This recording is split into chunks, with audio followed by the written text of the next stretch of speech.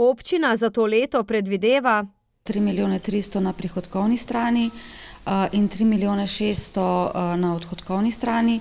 Razliko pa predstavlja zadolževanje skladno s sklepom občinskega sveta izključno za investicijske projekte.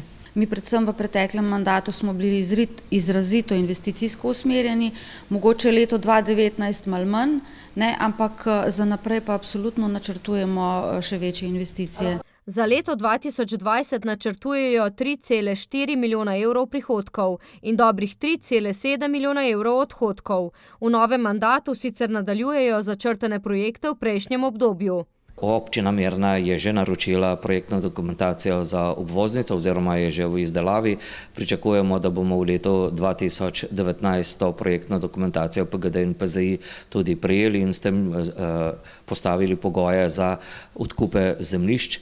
Za kar bo zadolžena Državna direkcija za infrastrukturo, s čimer bodo korak bližje k dolgo pričakovanemu začetku gradnje obvoznice. Ta obvoznica je nujno potrebna tako za razvoj celotnega gospodarstva na Mirni in v celotni Mirnski dolini.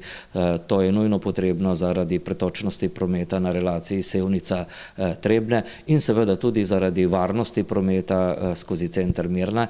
Preko 8.000 vozil dnevno prečka Mirnski most, zato si bodo prizadevali za čim prejšnjo izgradnjo obvoznice, vsekakor pa v tem mandatu. Zelo pomembna naložba bo tudi širitev vrtca Deteljica na obstoječi lokaciji. Najprej bo treba pridobiti dokumentacijo. Nadalje dokončanje vodovodnega omrežja v povezavi Selo, Sejenice, Migolica, Migovska gora in pa seveda še cestna infrastruktura, v katero letno vlagajo do 150.000 evrov, dodaja. Župan je sicer na seji za podžupana imenoval Zorana Remica.